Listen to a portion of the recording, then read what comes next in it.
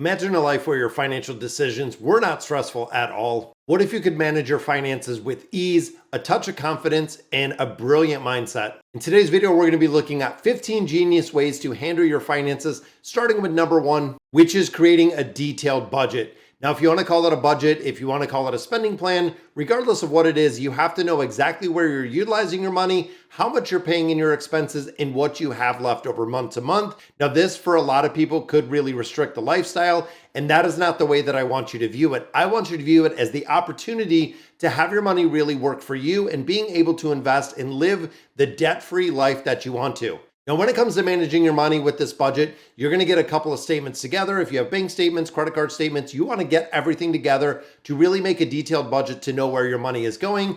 And of course, to make it easy and simplify your life, getting it down to one single credit card, one single checking account is a way to really simplify where the money is going. That way, when you go to review, you're only looking at one statement, which is very easy. When you start getting into multiple accounts, when you start moving into multiple statements, it can be incredibly complex when it comes to unwinding and really unraveling your finances, making budgeting a lot more time consuming than it should be. When we look at number two, it is establishing an emergency fund. Now, for me, this is one of the really big things because if you have an emergency fund, when an emergency does occur, you're not going back to borrowing. Now, of course, if you're used to borrowing, if you're utilizing those credit cards, if you're utilizing personal debt to supplement your income, that means you're not budgeting properly, you're living outside of your means, and you're supplementing it with other ways. Now, of course, when it comes to the emergency fund, generally it is the 3 to 6 months of savings or your monthly expenses that you have from step one within that budgeting. And really, the 3 to 6 months is a pretty big window when you think of it. So this, I really break it down by what kind of industry do you live in, and are there multiple income streams in the house, and are there multiple people that bring income into the house? For instance, if you're married, if you and your partner, your spouse, whoever it may be, both have your own jobs, both of you are working, you're not reliant on one income, having 3 to 4 months would work well with an emergency fund, because essentially if one of you do lose a job, or if there is a job loss, you do have another one that is going to make up and can keep up with a lot of the bills, even if it is for a short period of time. Now, of course, if you're in a job that is very sales driven, that is very seasonal, you want to make sure that you're leaning more on that 5 to 6 months, because you don't have a lot of the reliability for a job. It really makes a big difference in what kind of job that you do have. And again, you want to make sure that you don't want to be worried about unexpected expenses if they ever do come up, because unfortunately, there will be a time in life where they do come up. Looking at number three, it is the automate your savings. Now, this goes back to the mentality of paying yourself first. Every single pay cycle, there should be a certain amount of money that is going to a 401k. There also should be a certain amount of money that is going into building up that emergency fund, as it is the absolute primary thing that you do want to work on. Now, of course, when you start getting your bills automated, when you start getting your budget automated, it makes a really big difference, because it's super easy to make sure that everything is paid as long as you have the funds in there. Now, of course, any money that you have left is either for saving, again, for that emergency fund, or it is going to go right into the debt repayment. Now, setting up reoccurring payments, of course, from a separate checking or savings account, depending how you're doing it, because the goal is to save money every single time you get paid. And if you have automated savings, it is going to be separate from your primary financial institution or your primary account that you have. You don't want to make it super easy to get to. That is one of the big hurdles. If you link it to, let's say, a checking account is overdraft protection, if you have it in the same institution, it can be incredibly enticing just to move some money over when you're short for not budgeting properly. Number four, investing wisely. Now, of course, being on a finance channel, it is not enough to just save money, putting it in that emergency fund, but you need to invest, which we recommend doing the 10 to 15%, depending on exactly where your budget is. But when you start looking at not only the investing aspect, you have to keep up with inflation, and you do want to outpace inflation. This is the reason why when we look at 401ks, when you look at, when it comes to investing, this can be in a variety of ways. You can look at 401k plans. You can look at your IRAs, your Roth IRAs. You can look at your HSAs. You can look at brokerage accounts, cryptocurrency. The best way to understand investing is you have to clearly understand what you're putting your money into. This, again, is something that you have to do if you're investing in cryptocurrency, if you're investing in ETFs, companies, whatever it may be. You need to know exactly how your money is being invested and exactly all the in and outs. This might take a little bit of time and research on your behalf, but you want to make sure that you're investing in things that you know are going to grow and are going to be profitable over the long term. Number 5, we get into regularly monitoring your credit. Now, for a majority of individuals, this is a very smart move, and there are a ton of ways to monitor your credit that are absolutely free. Most financial institutions, including banks and credit unions, do have the ability to monitor your credit and really give you a score. We know Credit Karma does it. We know Discover Card does it, a lot of them. And also you can set it up for alerts. So this is really a good idea, because if you're not locking your credit report, if you're not going in there and looking at it on a regular basis, if there are any significant changes to your credit report, you are going to be notified if something happens. Also, if you're ever needing to borrow any money for whatever reason, because you shouldn't be because you're budgeting properly, but if you do, if you're looking to buy a house, if you're looking to buy a car, you generally know where your credit score is, and making sure that the accuracy in there is 100%, that everything that is reflected on your credit report is accurate. And also, you want to make sure that if you had unpaid, if you have collection accounts, anything of that nature, you can take care of them to improve your score. Improving your score is going to get you a better rate for anything you need to borrow. Number 6, we get into cutting unnecessary expenses. Now, this is one of the easiest ways to save money, giving you money to invest, making sure once you have that proper budget in place, where can you save money? Where can you cut some of these expenses? We see this a lot when it comes to overpaying for insurance. Looking at the monthly expenses, we have a lot of subscription services. There are a lot of different ways with reoccurring expenses. And you'll notice this with a lot of different places. When it comes to pretty much everything, it is about a subscription service, meaning that they want a couple dollars, whether it's car washes, whether it's apps, whether it's, movie subscriptions. You have Netflix, you have Max. There are so many things that are just biting for $3, $5, $7, $10. Well, all of that adds up and it eats into that monthly budget every single month, because if you had another $20 to $50, let's say, to invest every month, because you went there, you cut some of those unnecessary expenses, it would be a game changer when you start compiling 10, 15, 20 years. It is a game changer when it comes to your finances. Number 7, using financial tools. Now, of course, it doesn't have to be incredibly complicated. There are a ton of spreadsheets. There's a ton of different ways, and a lot of banks do offer this for free. Once you master the basics and know exactly where your money is going, this is where you look at Savvy Money. You look at, Capital One has a personal wallet. Even looking at Dave Ramsey. There's a lot of different ways that you can go and use cash apps for free that are beneficial, that really track and monitor with the financial tools, making sure that you're on budget and making sure you're on track to meet those financial goals that you set. Number 8, and this is one that a lot of people do overlook, it is negotiating your bills.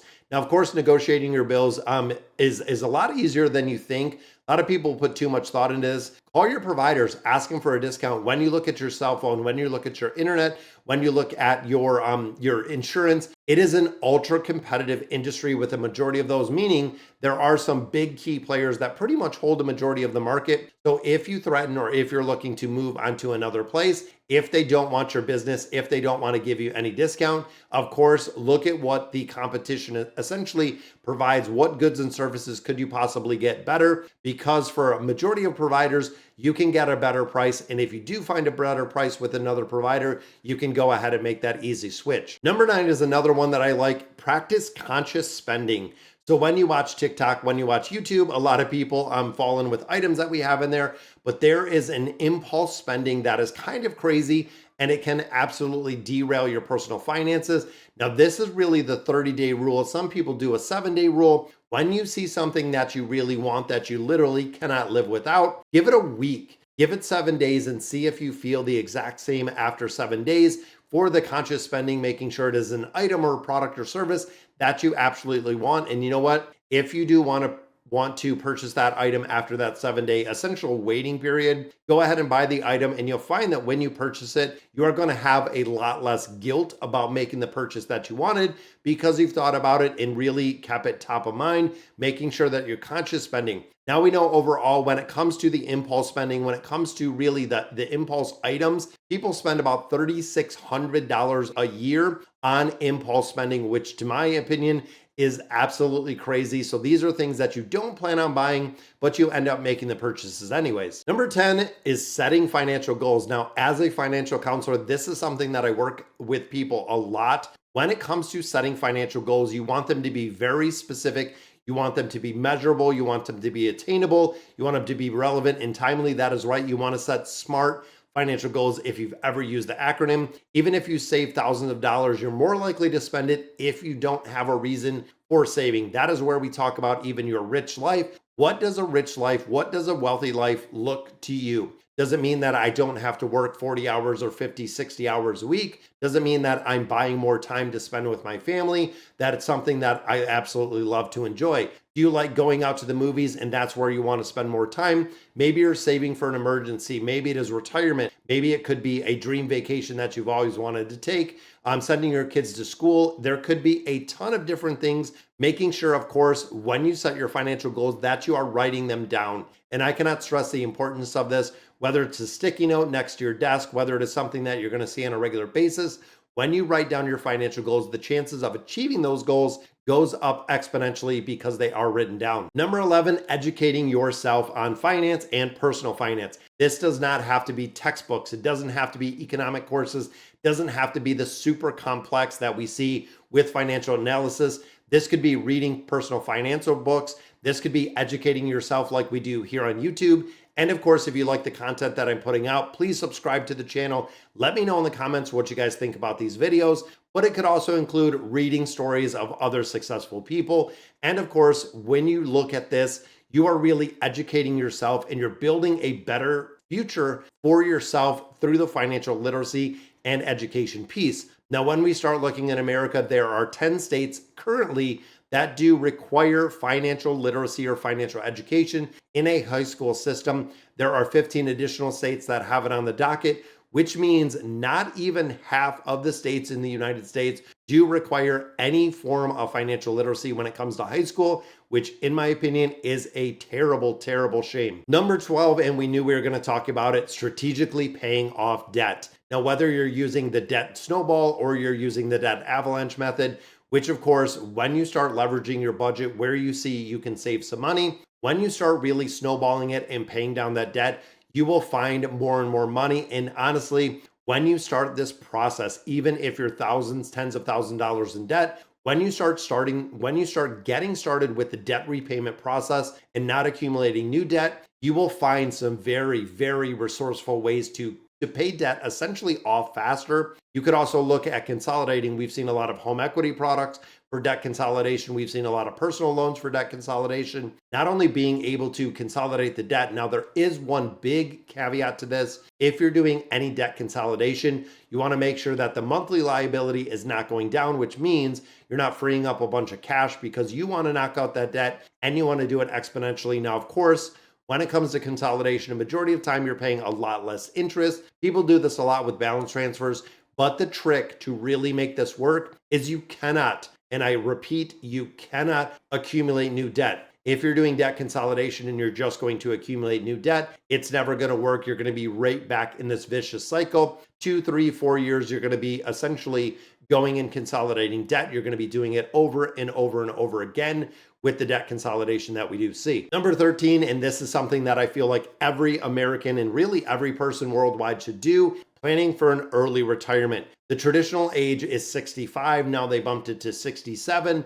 Now they're looking at 69. That is right. We are looking at 69 years of age when you start looking at retirement. Now, for a majority of Americans, this seems like a very far-fetched dream, but successfully setting those goals and starting them early. When you decide you want to retire, what age do you want to retire? How much money do you want to retire? You have to really define what retirement means for you. For a lot of Americans, it might mean not working as much, but still working in some capacity. Could mean, going from a 9-to-5 job to having the flexibility to work whenever you want. Now, of course, a lot of retirees do retire early, but they love what they do. In the education aspect, like I do with the financial education and literacy, it is something that I love to do, being the educational aspect. So even retired, I feel like this is something that I'm going to continue for a multitude of years because I know the benefit that I am providing to you. And number 14, just like we're doing here on YouTube, increasing income sources. You have to get to the point where multiple income streams